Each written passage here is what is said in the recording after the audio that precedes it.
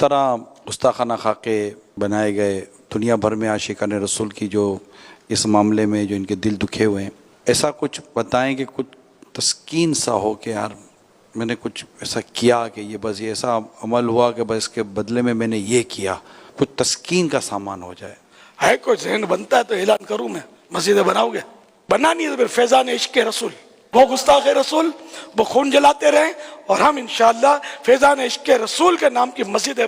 بناتے رہیں، بڑھاتے رہیں اور اس کو آباد کرتے رہیں، سجاتے رہیں جشن ولادت میں۔ فیضان عشق رسول جاری رہے گا، فیضان عشق رسول جاری رہے گا، فیضان عشق رسول جاری رہے گا۔ اتنی بناؤ گے مسجدیں؟ اب ہمارے سرتاج ہیں، آپ کی دعوت اسلامی اور آپ سے محبت کرنے والے عاشقان رسول، عاشقان میلاد، آج پتہ نہیں کتنی بڑی تعداد ہوگی، کتنی مساجد ہونی چاہیے؟ انشاءاللہ یہ مطلب ہونی چاہیے، اللہ کرے گلی گلی فیضان عشق رسول یادگار ہو اور مسلمان پکے ہوں گے، عاشق رسول بنیں گے، اور اللہ کرے کہ تم کو بھی ہدایت مل جائے، گستاخی چھوڑ کر عاشق رسول بن جاؤ، توبہ کر کے کلمہ پڑھ کے۔ کیونکہ جو گستاخ رسول ہوتا ہے اس کا اسلام سے دور دور تک کوئی واسطہ نہیں ہوتا۔ شعبہ خدام المساجد والمدارس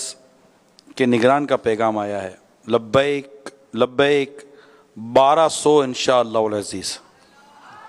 یعنی 1200 مساجد بنانے کی ان کی نیت آئی ہے 12ویں شریف کی نگران کی طرف سے۔ غریب زادہ حاجی عبیدزادہ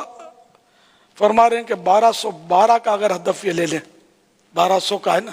دنیا بھر کے عاشقان رسول سے مدنی التجا ہے، انہوں نے سرکار کی شان میں گستاخی کی ہے، ہم عشق رسول میں ڈوب کر انشاءاللہ مسجد بنائیں گے، مساجد بنائیں گے جس کا نام ہوگا فیضان عشق رسول۔ یا اللہ جو کوئی